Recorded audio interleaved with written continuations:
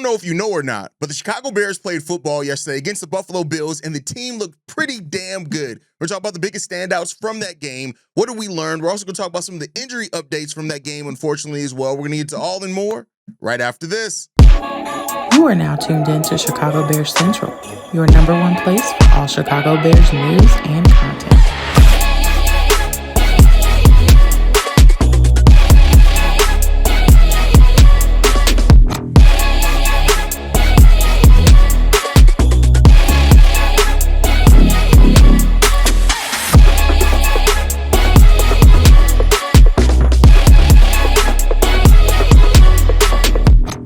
What's going on, Bears fans? Welcome to another episode of Chicago Bears Central, your number one spot for everything Chicago Bears related. I'm the host, Terrell Hayes, but more importantly, you guys can follow the channel at Chi Bears Central on every social media platform we happen to be on. With that said, let's go ahead and get into this content today, y'all. And yeah, man, yesterday was a complete blowout win for the Chicago Bears, and it was good to really see that, especially with how good the offense looked, considering that was our first real look at the starters out there for the Chicago Bears offense. And all the takeaways were really good. I mean, everything that you can look at that you really wanted to see in different areas of this team, you saw to some degree, right?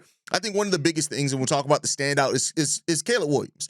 Caleb Williams looks way more decisive. And while there have been a lot of people, you know, we talked about like the people that were saying, oh, well, the Bears are trying to hide Caleb Williams. He's not ready. Ben Johnson, no, he's not ready. For the sample size that we saw yesterday, Caleb Williams showed a lot of the things that we had been trying and wanting to see from him last year. For example, he did attack the middle of the field. That's something I've talked a lot about, is how Caleb Williams didn't really attack the middle of the field. We did that more last night. The 12-man personnel, having Cole Kmet and Colston Loveland, going to a variety of different receivers. We didn't see the connection that I wanted to see with Rome Odunze and Caleb Williams, but I really think Ben Johnson's kind of keeping that a little bit under wraps because he only had one target on the game. But for what it's worth, in Caleb Williams' time out there, we saw passes to everyone from Colston Loveland, Nicole Kmet, Olamide Zaccheaus, who he connected with on a touchdown pass, DJ Moore. You saw basically everything that you wanted to see. He attacked down the field. He attacked the middle of the field. He was quick and decisive. And even at times where he didn't have a clear pocket, he did try to extend the play and make plays with his legs to try to extend that play and still look down the field. These are all things that we saw from Caleb, that we wanted to see from Caleb Williams. Now, it wasn't all perfect. There are some misconnections, some that were on like Rome, some that I considered a little bit of an underthrow, but it could have also been the receiver kind of slowing down on routes, which that's always kind of a thing to kind of, was it an overthrow, or was it that the wide receiver kind of slowed down, whereas Caleb expected him to accelerate? Whatever it was there, I'm not going to say that it was all perfect, but it was damn near that. And the success that the Chicago Bears found in their offense with just the whole flow of the offense. That first drive, 7 plays, 95 yards, less than 4 minutes to get down when it came to an over 100 QB rating for him. Again, very small sample size, but he was accurate, he was poised, and he commanded the offense. We even saw, I think it was the second or third play of the drive, Caleb Williams changed the play at the line of scrimmage, and we had success in changing that play. These are all things that you want to see from Caleb Williams coming into a situation with a new head coach, new play caller, all those type of things. And so Caleb Williams had a great night standing out last night for the Chicago Bears. And like I said before, I'm not going to take away from any of it. Like, yeah, of course it's preseason.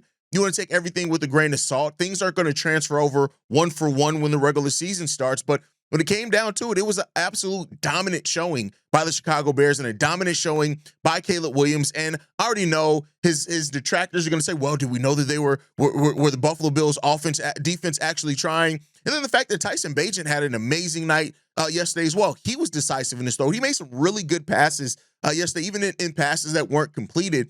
But every quarterback for the Bears had an over 100 QB rating. So, of course, the Caleb Williams detractors are going to use that to say, well, you can see Tyson Bagent, he looked good too. Everybody looked good. So that's more of a Ben Johnson than Caleb Williams thing. It's all gonna be there. But at the end of the day, Caleb Williams looked comfortable, he looked decisive, and he looked sharp, and he made good throws yesterday. And so that's what you really want to see. That one of the biggest standouts, if not the biggest, for the Chicago Bears yesterday. And then, of course, like I said, Tyson Bagent had himself a hell of a day too. I started off the night trolling Tyson Bagent baddies on Twitter, but again, I'm not rooting for anybody against my team. He had a really good night, 13 of 22 as well. He put up points as well. He had a 103 QB rating also, and so that's good news. Like, the fact of the matter is that when people on your team do well, that's what you want to see. Like, yes, Tyson Bagent is the backup to Caleb Williams, but that doesn't mean I want to see Tyson Bagent be bad just because a rabid part of the fan base, is calling for Tyson Bagent to start over Caleb Williams. No, I'm glad that anybody on this team wearing the Bears uniform is doing good. And Tyson Bagent looked good last night. And I don't have to put down one person to hype another one up. They both looked really good.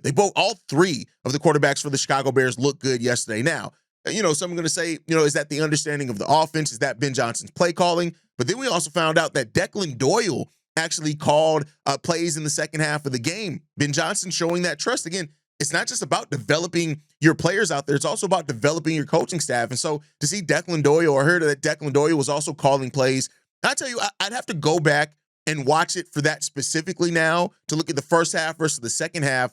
But it didn't feel like the play calling dropped off. Like, I'm glad that I found out after the fact, because had I not, I probably would have been trying to overanalyze it. But just off the top, it didn't feel like the play calling was drastically worse in the second half of the game when Declan Doyle was doing the play calling, or that it got more stagnant, or that it was less creative. And so that's really good things to happen there as well. So Tyson Bagent and the Bears quarterback overall. Another one, Ian Willer, man. I mean, you talk about the story of Ian Willer. Last year being one of the preseason darlings on Hard Knocks, ended up getting hurt. And so last night, in which DeAndre Swift, Roschon Johnson, and Kyle Monangai were all sidelined, Ian Willer used that to have himself a day. 19 carries, 80 yards. It was an average of 4.2 yards per carries, 2 touchdowns as well. And I think if you looked at it, he could have very well had a third touchdown as well, but the Bears went for the victory formation late in that game with 2 minutes left in the red zone. So listen, Wheeler is making himself a strong case to make this team. I think Deion Hankins also went down with injury yesterday. We'll talk about the injuries more towards the back end of this show. But great performance from him. Next up, Olamide Zaccheaus. We've heard so much that Olamide was having a really great chemistry with Caleb Williams, and we saw that translate on the field, right? Him and Zaccheaus on a 36-yard touchdown, and it kind of that drive capped off with a touchdown pass to Olamide Zaccheaus. I think says a lot about it. He had 1 catch on 2 targets, small sample size, but you can't take away from Zaccheaus having himself a night as well. And then both our tight ends, Colston Loveland, Cole Kmet, looked really good. Colston Loveland specifically, like, he made his preseason debut last night. And you could already tell that not only does Ben Johnson trust him, but he's going to be one of the favorite targets of Caleb Williams. 2 catches, 26 yards. They both came on that 7-play, 90 plus 95-ish, I believe, yard scoring drive when it came down to that. An 18-yard reception across the middle of the field. Again, that's something I'm really looking forward to for Caleb Williams this season, is how much he attacks the middle. And those 2 tight end sets are really going to make that happen. And then Luther Burden. Burden stood out. Burden and Tyson Bagent have really great chemistry. Hopefully that transfer over to Caleb Williams as well. He had 3 passes on 3 targets for 49 yards. He was only behind Tyler Scott as well, who we'll talk about here in a second. But you already saw Burden with his route running. You saw his playmaking ability. He also had a big day big play in run blocking also. He had 2 big goal line blocks in the case of that led to touchdowns. So listen, you're hearing that. Ben Johnson, no block, no rock. So there you go on that one. So Luther Burden having himself an absolutely big day as well. And then you flip and look at the defensive side of the ball. Austin Booker had another big day. Of course, it wasn't the same impact that he had in the first preseason game, but he had 2 tackles, one for a loss, 1 sack, 1 QB hit, and 1 pass breakup. Austin Booker, the thing about Austin is that he just needs to be a playmaker.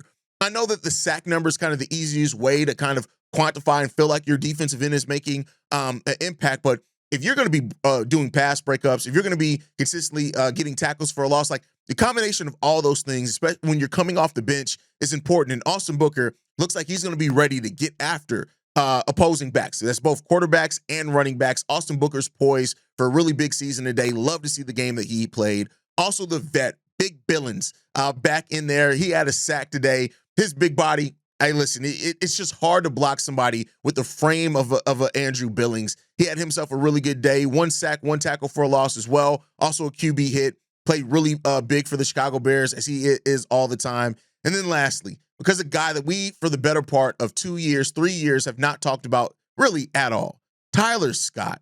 Tyler Scott had himself a day yesterday. Like, I mean, we'll see how that ends up shaking out, but like, we got to think about this. The Bears wide receiver room may be the deepest that we've ever had.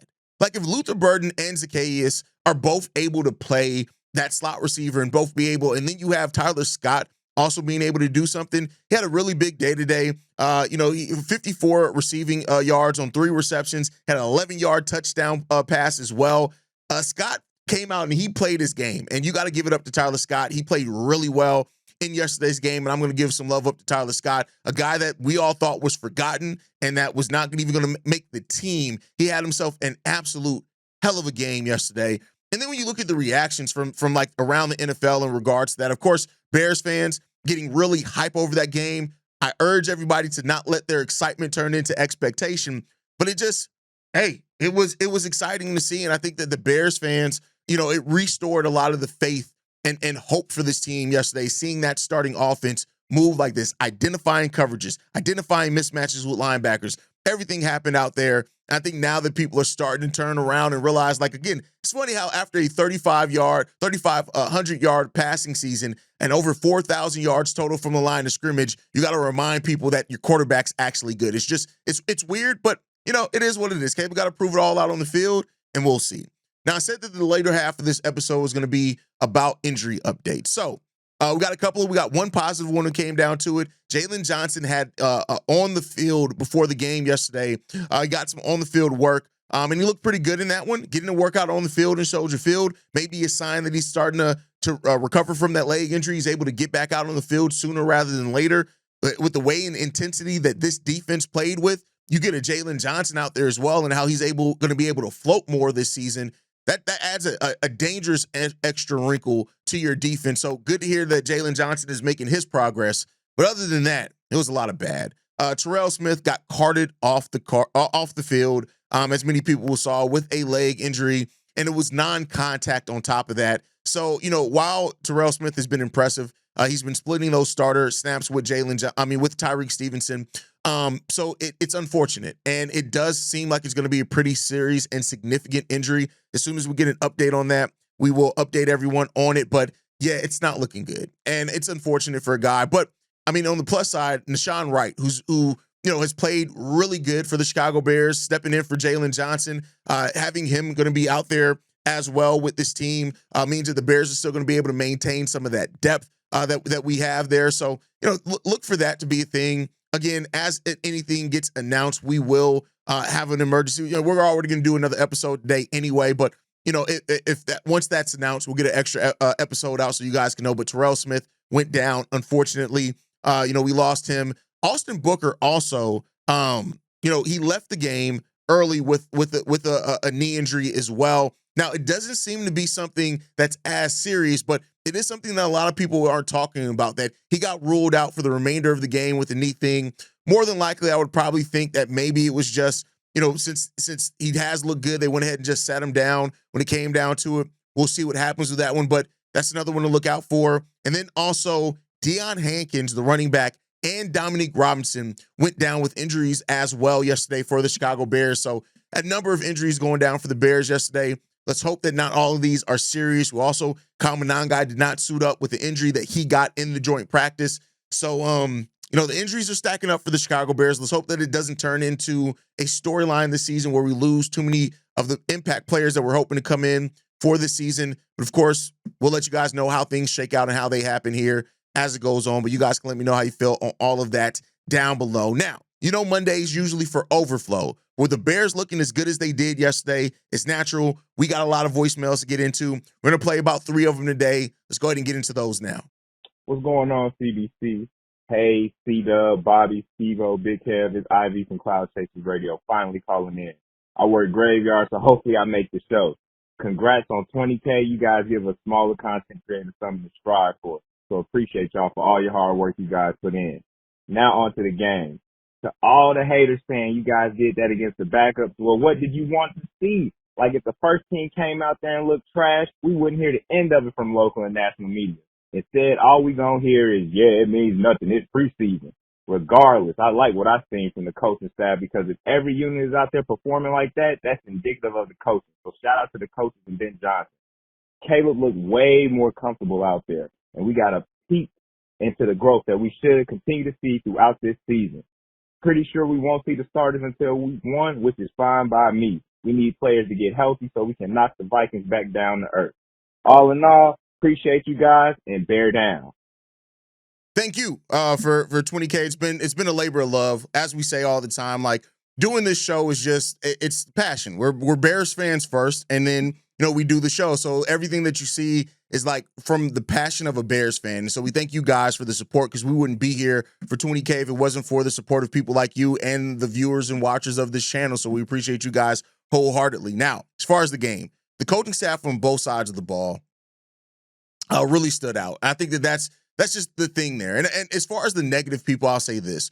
People who want to be negative are going to find a way to be negative regardless. It is what it is there.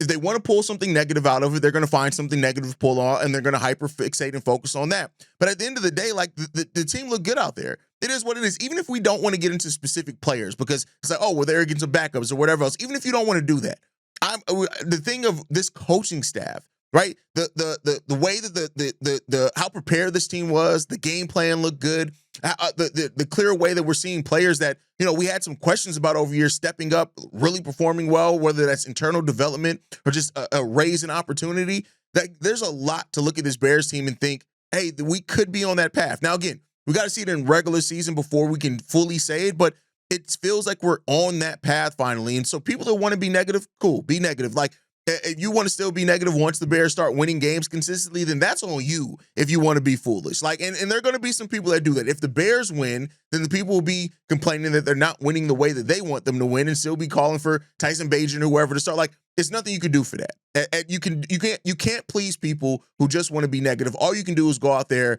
and win football games. And that's what the job of this team is. And we'll see how successful they are in winning those games next year. That's the most important thing, Ozzy, and we'll see how that rides out. But thank you for leaving that voicemail. Let's get into this next one, man. This one's from Keys.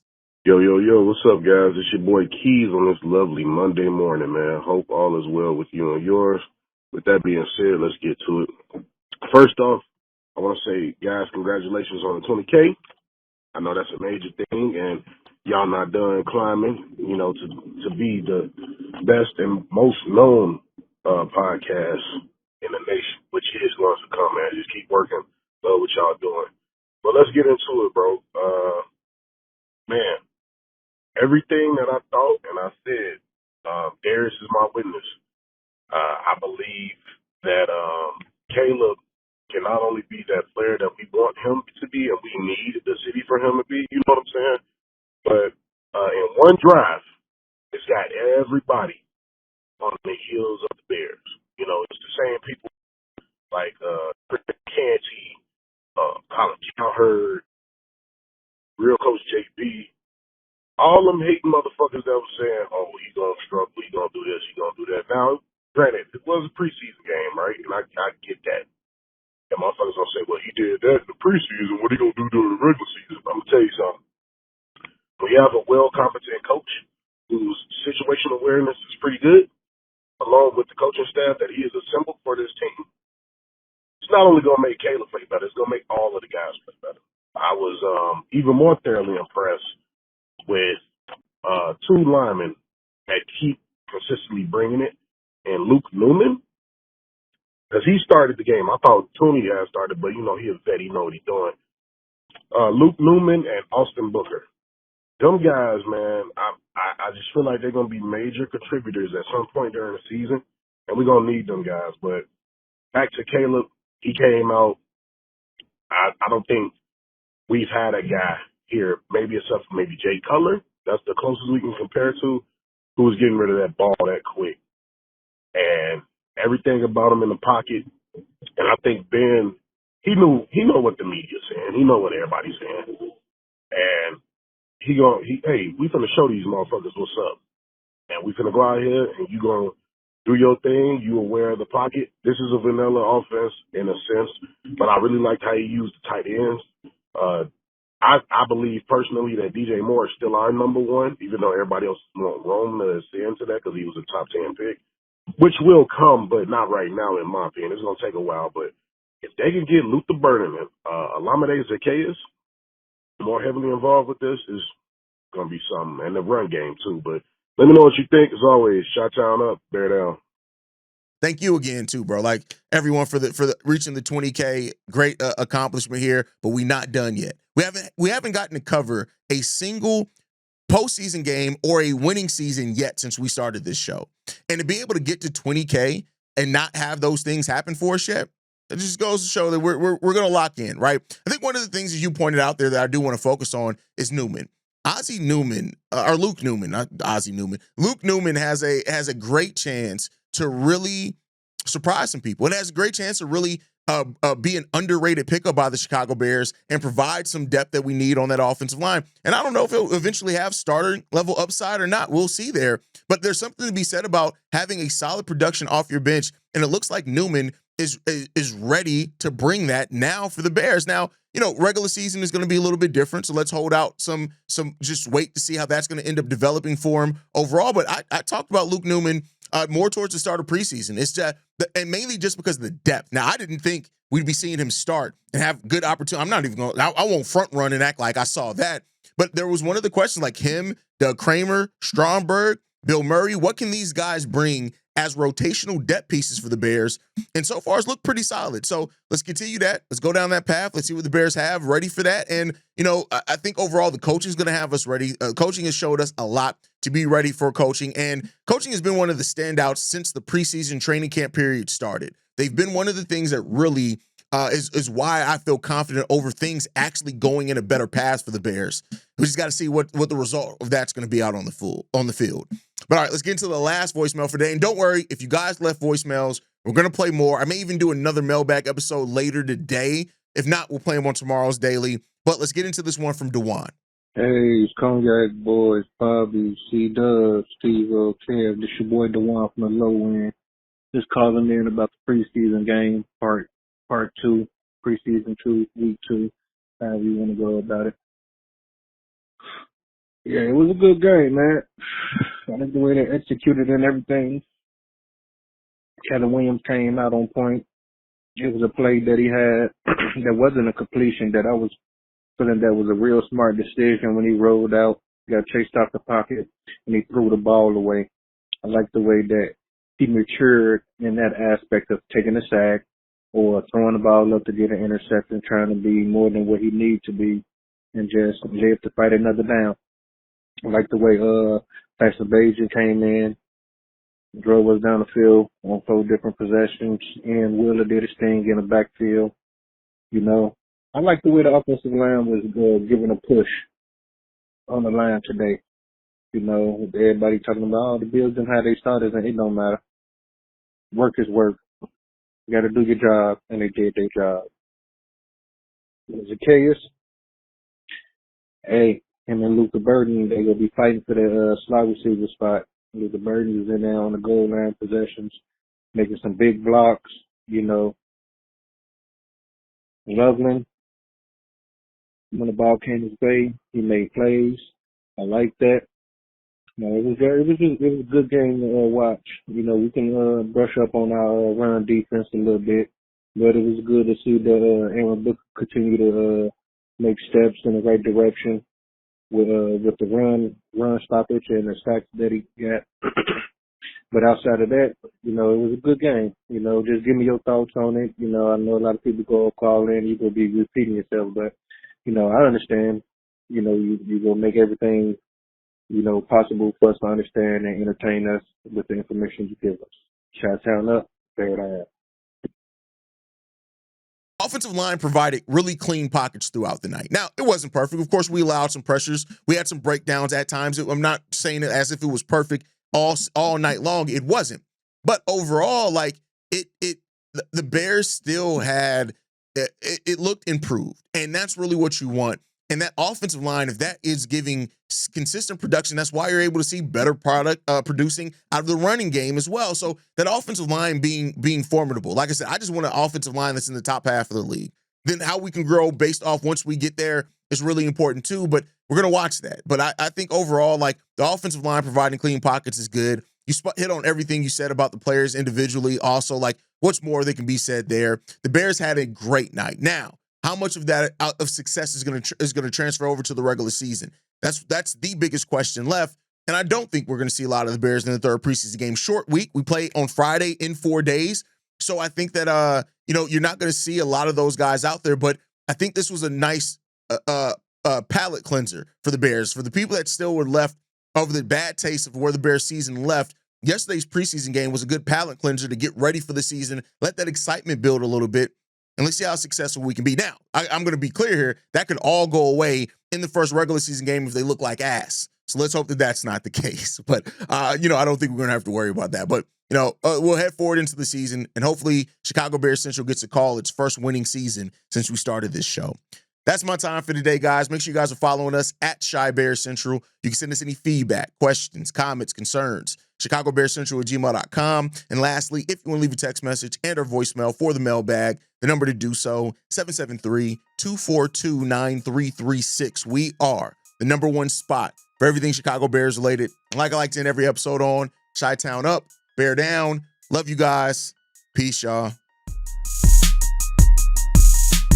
This has been a presentation of the Break Media.